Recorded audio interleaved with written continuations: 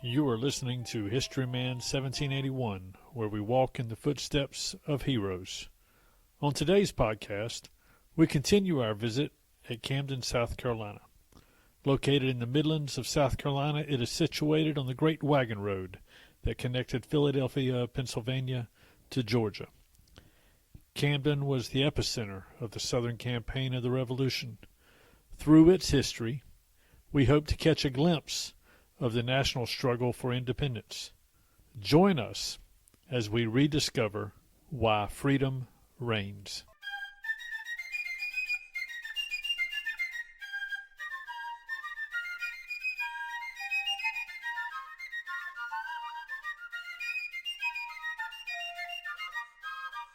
This is Historyman 1781 coming to you from the top of the Joseph Kershaw House in historic Camden.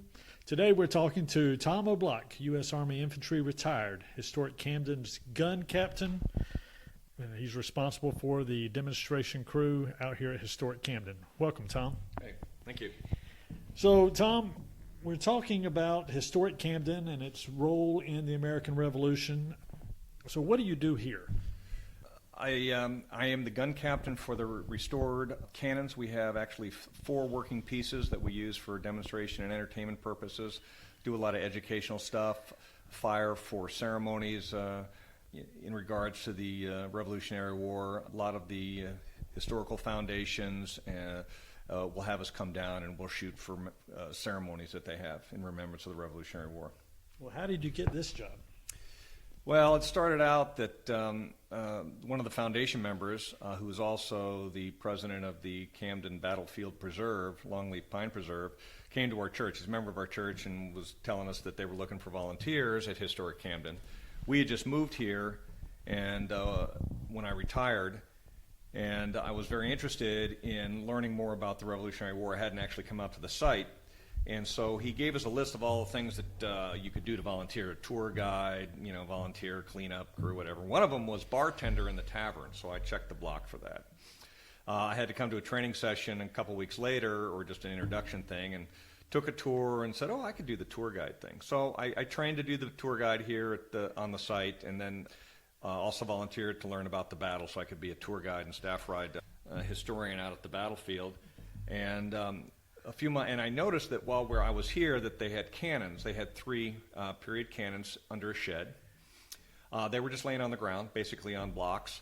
The carriage was on blocks because the 2 wheels for the field carriage, the hubs had rotted out. And so I asked, you don't come to a museum and not see cannons not mounted properly, especially since I'm a military guy and have toured a lot of Civil War battlefields at the professional level with historians and staff rides, and you always go and see, the cannons are always prominently mounted. Anyway, I found out that those wheels had rotted out about 20 years ago. It had actually been, one of the cannons had been mounted, and one of the barrels had been mounted on a carriage for the bicentennial. And so I started to inquire about it and took it upon myself to figure out how to get the money, how to get the cannon wheels refurbished or rebuilt or new ones made, and then figure out how we could get it put back on. So while I was working on that, I became the kind of quasi-cannon guy here at the site. I learned a lot about where those cannon barrels came from, or the narratives, and started to learn a lot about cannons because I had to learn how to, how to get it mounted, where to get wheels made, and talk to a bunch of historians. Lo and behold, in February of 2018, the South Carolina Battlefield Preservation Trust was going to be given 4 cannons. The guys down in the embassy, South Carolina, the guys who actually had these cannons made, they've had Revolutionary War and Civil War cannons made, and they would fire them for ceremonies, but they had just gotten too old to do it. And they were looking for a place that would use them properly for education, entertainment, and demonstrations. Historic Camden fit the bill. I'd been working on the restoration of these cannons here, was invited to come down with them to pick up the cannons, and did that. And on the way back, we got to talking about how we need to get crews trained. So we contacted Eric Nason, who is the commander of the 2nd South Carolina Continental Line. He's a reenactor, and he's authorized to fire the 6-pounder out of the State Museum. So we contacted him. He said, sure, we'll come down and train you. So 6 of us were standing there, and he looked around the group and says, okay, we need a gun captain. Who here has any military experience? Well, I was the only guy that had military experience. So I had 25 years in the infantry, and so I thought that qualified me to be kind of a safe, understand how range operations go. So I became the gun captain. I didn't really want it, but now that I did it, next thing to do was, after we got trained a trainer so I could train more cannon crews. Next thing was to become historically accurate and get uniforms and clothing and other accoutrements so that we could outfit the crews. And we ended up now, currently we have 14 volunteers. About 4 of them have purchased all their own uniforms. A lot of them have bought a lot of their own undergarments because the jackets are kind of expensive, but we're getting there. And we've probably done, I think, 48 events since we've had the cannons. So the infantryman turns artilleryman. Well, the cannons are 3-pounder. They're actually, the grasshoppers are considered an infantry support weapon. So I say they're akin to infantry mortars of today. I see. They're lightweight, easily portable around the battlefield, and of course, infantry companies have a mortar section that are infantrymen that are allowed to fire indirect fire weapons. So I can make the legacy transition to these small cannons, and we have 2 mortars. So there I am, a mortarman, so I can make that work. So the grasshopper cannons that you have, explain for our listeners what exactly those are and what it takes to run them. 3-pounder, that's the size of the ball that was used. Typically, in a field carriage, the one with the wheels and a trail, probably went up to about a 12-pounder is typically what you would see on the battlefield. Obviously, the weight of a 12-pounder, 6-pounder, 4-pounder, and 3 varies in size. The 3-pounder, the nice thing about it, especially a brass piece, can get to less than 400 pounds, meaning 4 men could carry it basically like a litter. There we have the handles to put it in so we can lift it up and carry it, which meant that here in South Carolina, or actually in the time of the Revolution, they were very popular here in America because they could be lifted up and picked up over fences. Instead of dismantling the fence or having to get the horses off and try to do something. And it meant that you only needed 1 horse, 1 mule, 1 oxen, or 1 cow. And here in South Carolina, they're very popular because of the size of the small roads and trails. Very few roads. And so you'll find that here in a lot of the battles in South Carolina, 3-pounders were used a lot. And so we just happen to have 2 3-pounders. And from a firing characteristics, in the terrain of revolutionary times, especially here in the South, small fields, not a lot of open areas, didn't need a lot of range to engage the enemy with these cannons, and primarily were used to fire grape shot and canister, so giant shotgun rounds. Matter of fact, at the Battle of Camden, there have been no balls. Of the 18 cannons used that day, there were no cannonballs ever found on the battlefield, only grape shot and canister. So that's a little bit about the cannons. They were just very popular, easy to maneuver, didn't need a lot of horsepower to transport them. You talked about the canister and the grape shot, that sort of thing. How many rounds of ammunition do they have on hand in stockpile? Well, there's a ready box on the Grasshopper, and it would hold up to 24 rounds. Okay, so did they store 10 times that amount, 100 times that amount? There was, if you look at the manuals at the time, or the books about it, they did have a caisson, or a small 2-wheel box that would fit to the end of the cannon, and that would be hitched up to the horse or the cow or the oxen and transported around. They probably had probably 100 more rounds there. The rest would have had to have been in the baggage train. Okay. Did they store some at Camden itself? Oh, yeah. Well, there was a powder magazine. Magazine. So how much would they store there? It's interesting here. As far as cannons here at historic Camden, we know that when the British arrived in end of May, by October, the chief engineer with Cornwallis's army here had sent a dispatch back to Charleston requesting 18-pound cannons for 5 redoubts and laborers and craftsmen to help build those redoubts. We know that in December of 1780 that a spy actually wrote back to General, at the time, Greene up in Charlotte, that there were 5 redoubts. They were armed with supposedly 23-pounders, but that's what was in the dispatch, and that the redoubts had abattis out to the front. They had a ditch. So this was pretty well armed fortification. Matter of fact, Greene never intended to attack because it was too heavily fortified. They probably brought field cannons with them. Tarleton, when he went up to Waxhaws, we know that he had 2 3-pounders with him. Really? with this flank. He never used them during the battle, but he probably could have displayed. Remember that was a pretty open area. I understand it, even in those days. So when he was chasing Buford? Or yeah, when he was chasing Buford. He was carrying them with him. 2-3 pounders. I mean, it takes one horse. So. Wow. Or a mule. I did not realize that. I thought that they were doubling up on the horses. They were just to get there, but they were still pulling the cannon behind them. We were recently at Waxhaw's for their ceremony, and I was talking to the historians about it, and they were saying that they were the ones that mentioned that there were 3-pounders there, and then the other one said, well, we're not really sure. Yeah, the problem is getting dispatches written and finding. I mean, even Tarleton's baggage was lost when he left Charleston on his way back to England. His ship was captured. So everything we have is based on probably what Cornwallis got as a dispatch. And really, there's a lot of holes in the actual facts and figures in a lot of cases. Right. It's just like these 3 cannons we have here. There's stories about how they got here. Right. I have searched the archives. I've searched the history of the bicentennial, and all I can find is there was money set aside to restore the cannons. So I don't know. The supply line back and forth from Charleston, Fort Cornwallis. Let's just talk briefly about that. He had a storage or stored ammunition here, right? Right. So, like at the Battle of Camden, how much ammunition do we suspect or do we know was expended? And then the historians have done I don't know what they call it, where they use magnets, they search the battlefield. Okay. And they find they have markings where they found, musket balls, rifle pieces, buttons. They have all that marked. It's hard to say. The American Army came down from Charlotte with their complete baggage, with probably lots of ammunition. They were on campaign. Cornwallis, they packed them up with light kit. We know that. They didn't come in full marching order. They didn't have a baggage train.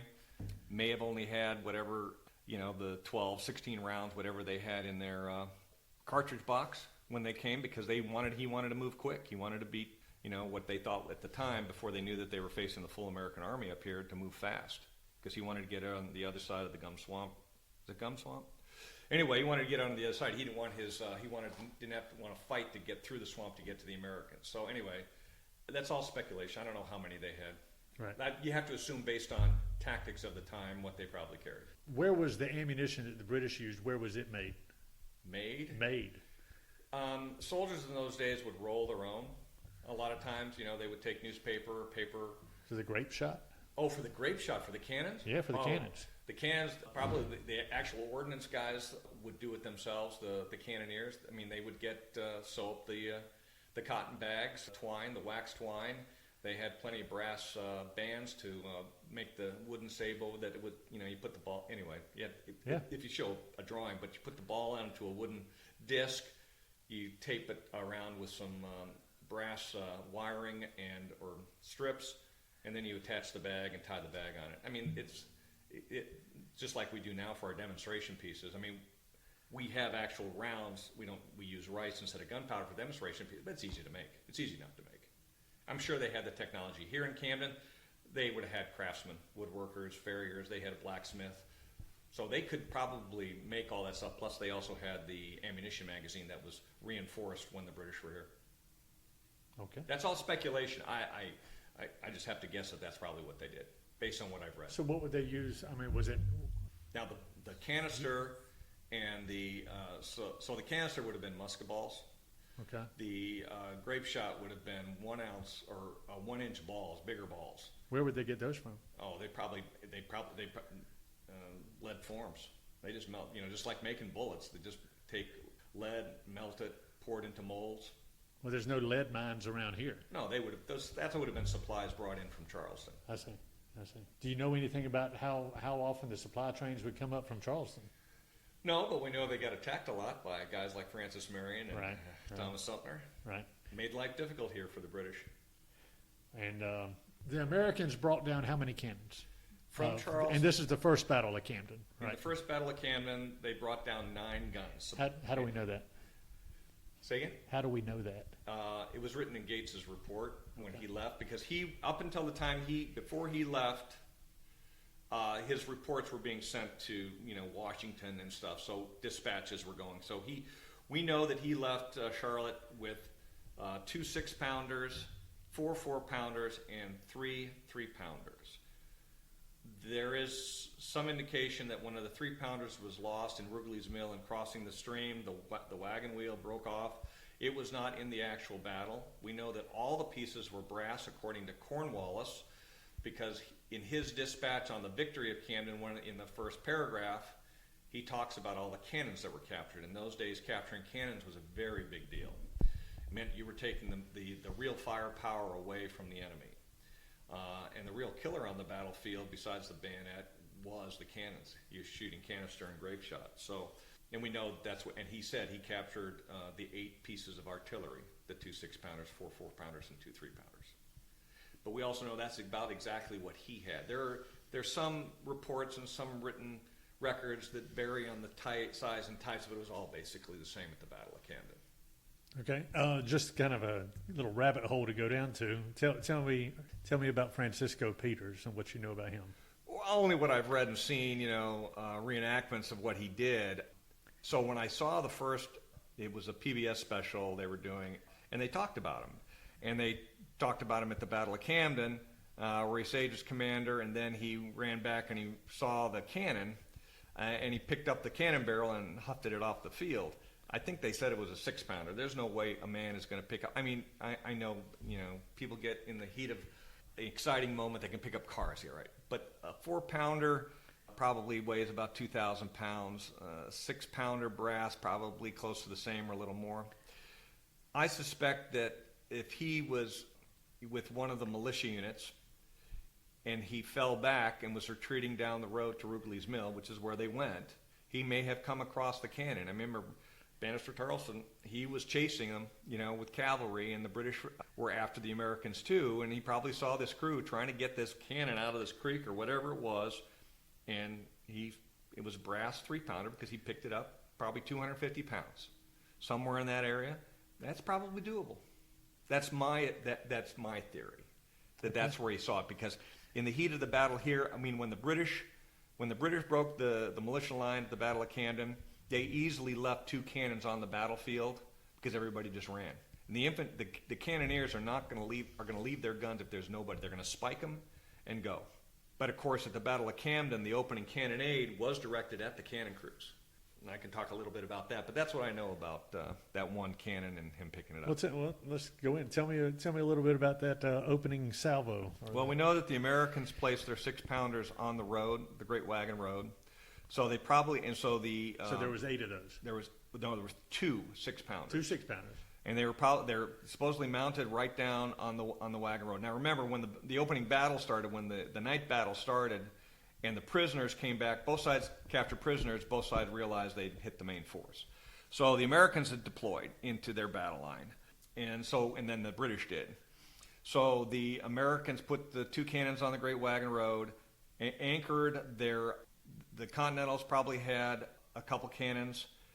What they did on the militia side is they anchored 2 cannons between the militia units. So there was like right in the middle of the militia line. When the British started coming down... Why would they do that?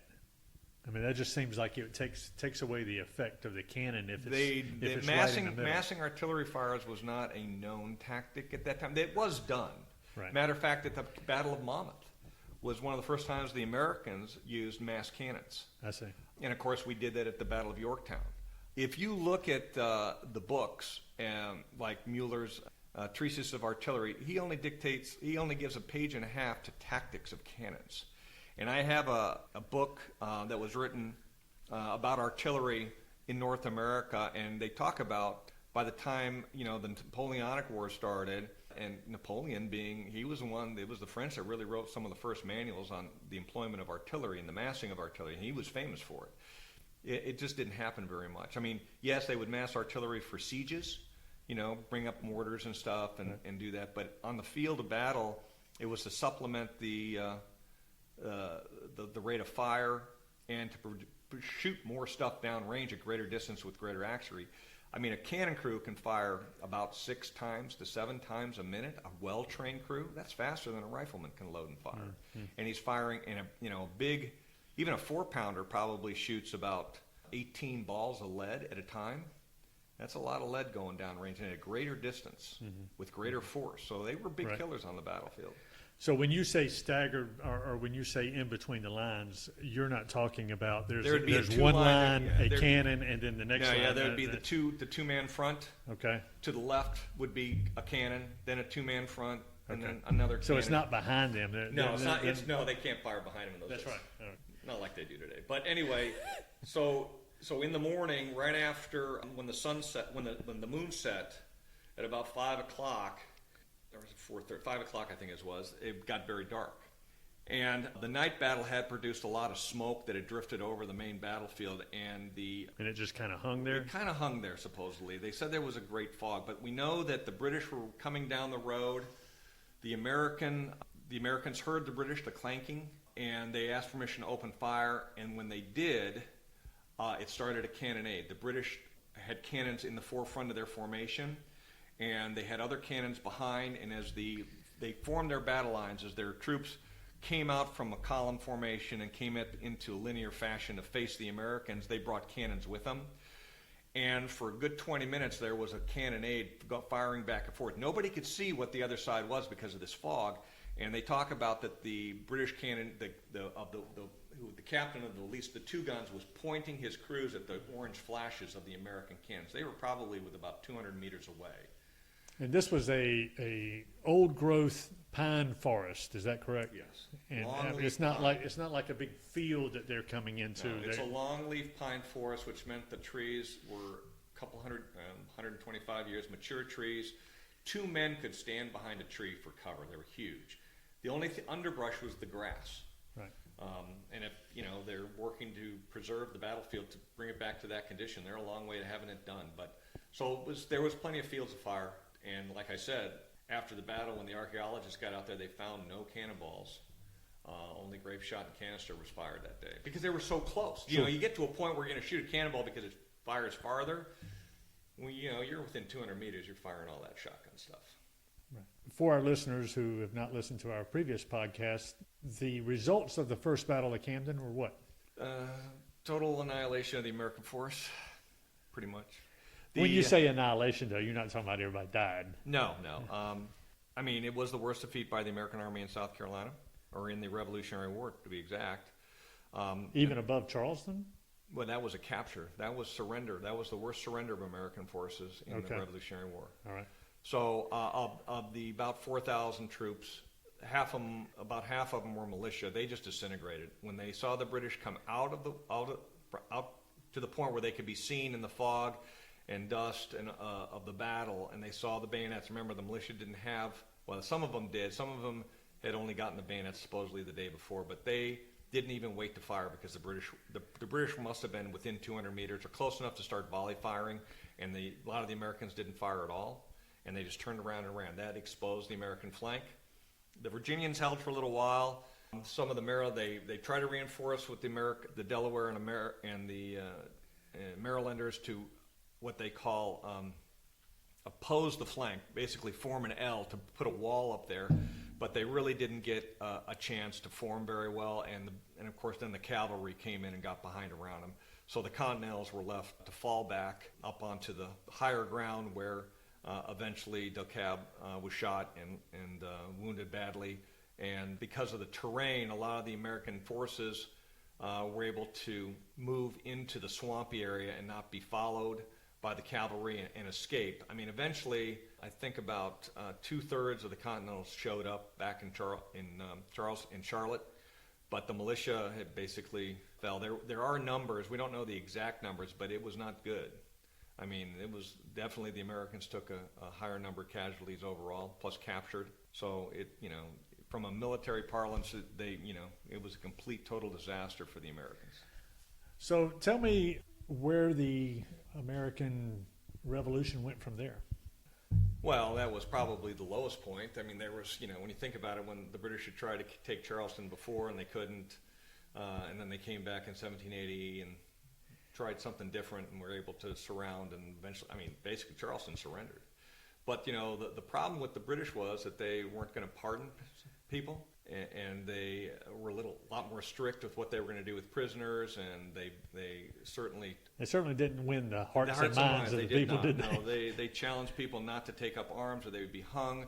There's guys like Huck, who was a loyalist, and he went around beating up and hanging anybody who was a patriot. They just didn't do. And then Ferguson, with his proclamation before the Battle of Kings Mountain, that says, you either join us or you not, or we're gonna do you bodily harm and all this stuff. I mean, it wasn't good.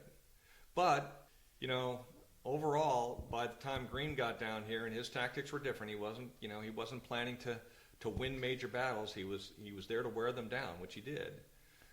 But overall, in the year that all the major fighting was on, the historians will tell you here in South Carolina there were more battles, skirmishes, engagements than in any other state. Well, a smart historian from up north is going to tell you, yeah, but they were all small. Yeah, but if you look at the casualty figures of killed, wounded, and captured, it's over 1/3 of total casualties in the Revolutionary War were incurred here in South Carolina.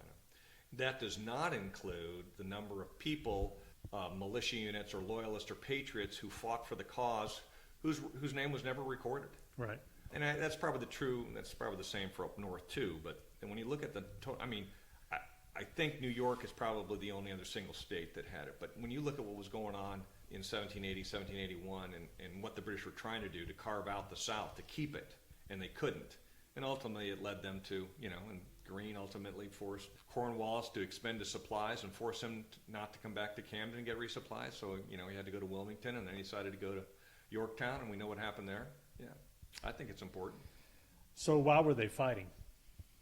Why were the Patriots fighting? I mean, we obviously had trade with England, right? So it's the whole taxation without representation. You want to be free, not having to pay taxes, be able to live with and not be subservient to the crown and one man. So that's why they were fighting. I mean, there's people signed up, all the colonies signed up for the Declaration of Independence and everything it stood for. A lot of people were fighting for that. So what does freedom mean to Tom Oblak? Well, that's a good question. Well, it means living in the United States is probably the simple term, but the backing up behind that is 25 years in the Army and traveling a good portion of the world. I mean, I lived in socialist countries, Germany. I've been to, seen how dictators treat their people in Panama. I've been to Indonesia. I've been to communist countries, other socialist countries. And, I just thankful to live in the United States, and have all the liberties and freedoms that I have. So I kind of believe that I believe what the Constitution, the Bill of Rights stands for. I want to make my own decisions and not have somebody tell me what I have to do. I want my own money, keep it. I don't want to be paying frivolous taxes because somebody doesn't want to work. I mean, I understand that there's some people that need it, but I don't know. That's kind of all. I want to be able to make my decision, live the life I do, and I also want to, I don't know. It's kind of, without getting political, how do you, make a statement that, I like the liberties I have, and I want to keep them. Very good. What do you want people to take away from historic Camden if they come to visit here? It is the hallmark of the Revolutionary War here in South Carolina. It's where the center of everything happened. It was because of Camden being a major supply point for the British for all their outlying tentacles. If you think of an octopus with its head here in Camden and the tentacles out to all these places like 96 and all these other forts and installations where they were trying to win the hearts and minds of the Americans here, the patriots and the loyalists, and keep them. And this is where it all happened. The Americans came to Camden twice and fought 2 battles here. One with Gates was utter defeat. The second one at Hopkirk's Hill, 2 miles from this location, it was a victory by the British because they chased the Americans off the battlefield, but instead of the Americans running away and not coming back, they stayed, and they came back and forced the British to leave 2 weeks later. So it's kind of like a stalemate. But in those days, the things that constitute a victory on a battlefield were the number of cannons that were captured and whether you push the opposing army or soldiers off the field of battle. Okay. I call the Second Battle of Camden a draw or a tie because Greene stayed here. And so it's important. What's happened here at Camden is very important. And it's going to be the head of the Liberty Trail, or a big portion of the future development of the Liberty Trail, which is to trace all the major historical Revolutionary War events. That's a lot of chatter about that right now, the Liberty Trail, especially here and around Camden. Yeah, and they want to make the visitor center part of the headquarters for that too, Right. when they build that. Right. Well, that's very, very exciting to hear. Thank you for your time, and we hope to see you soon. Thanks.